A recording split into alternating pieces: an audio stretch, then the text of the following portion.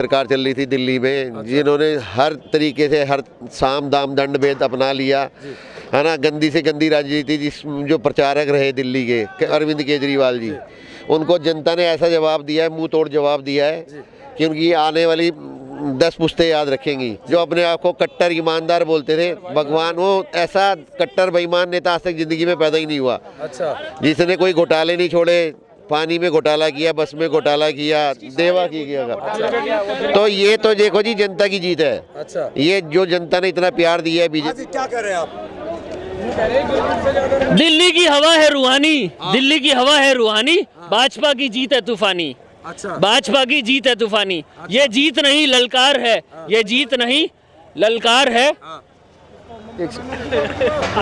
अच्छा, हाँ जी, बोले सर, प्रॉपर बोलिए। मोदी है तो मुमकिन है, मोदी है तो मुमकिन है, मोदी से ही मुमकिन है। अच्छा, भ्रष्टाचार का काल है मोदी। अच्छा। भ्रष्टाचार का काल है मोदी, भारत माँ का लाल है मोदी। अच्छा, भारत माँ का लाल है मोदी। अच्छा, दिल्ली की हवा है रूहानी, दिल्ली की हवा है रूहानी, भाजपा की जीत है तूफानी। अच्छा। दिल्ली की हवा है रूहानी, कांग्रेस की सोच है पुरानी, कांग्रेस की सोच है पुरानी। अच्छा, बस भूल गया। तो अब आप मेरे सवाल का जवाब दो। कोई उनकी बातों पर तो ध्यान ही मत दीजिए। अच्छा, उन पे अगर कैमरा फोकस भी अगर आप कर रहे हैं तो वो उनकी गलती तो है ही है, मीडिया वालों की भी गलती है कि उन पे फोकस ही ना करें। अच्छा। अब उनको आम आदमी बनना है तो आम आदमी बनाकर ही छोड़े। अच्छा। उनको और कुछ करने की जरूरत ही नहीं है। अच्छा। अब एक दिल्ली मुक्त तो आपदा हो चुकी, अब पंजाब मुक्त भी आपदा जल्दी से हो जाएगी। आपको क्या लग रहा है कि ये पंजाब मुक्त भी होगी क्या? जरूर होगी भाई साहब। पंजाब केजरीवाल जी सोच रहे थे प्रधानमंत्री बनेंगे, पर उनको नहीं पता कि आम आदमी रहते हुए वो प्रधानमंत्री से ज्यादा देश का काम कर सकते थे।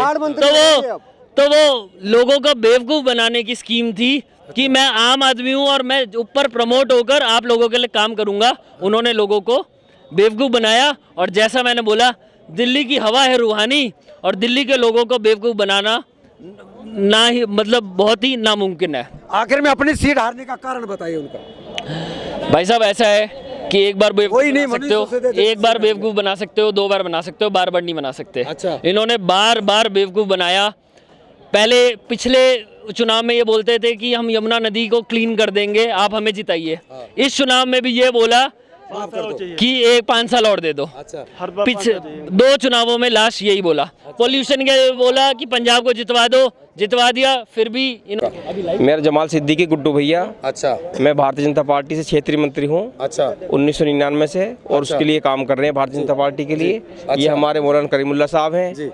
ये आंध्र प्रदेश से आए, हमें 3 विधानसभा दी थी। अच्छा। ओखला विधानसभा और जंगपुरा जो हमारे मारवा साहब आ रहे हैं, और हमें मुस्तफाबाद, तीनों पे हमने ऐतिहासिक। आपसे मेरा एक छोटा सा सवाल है, बहुत अच्छा आपने बोला जंगपुरा। जी, जंगपुरा जो मनीष सिसोदिया जी, उनको स्पेशल जंगपुरा इसलिए भेजा गया था कि वहाँ पे M फैक्टर वोटर काफी तादाद में है, तो उन्होंने सोचा कि शायद हम वोट वहाँ से जीत जाएंगे। हमारे मारवा साहब ने सब जो है मुस्लिम समाज का दिल जीत रखा था, और जो हमारी मस्जिद शहीद हुई उसमें मारवा साहब ने लाठी खाई और मस्जिद के लिए इन्होंने काफ़ी योगदान दिया। अच्छा। और आज मुस्लिम समाज कोई बंधुआ वो मजदूर नहीं रहा है, और आज मुस्लिम समाज समझ चुका। केजरीवाल ने सोच लिया मैं इनके पास जाके क्या करूँगा, मुझे तो ऑटोमेटिक वोट मिल जाएंगी।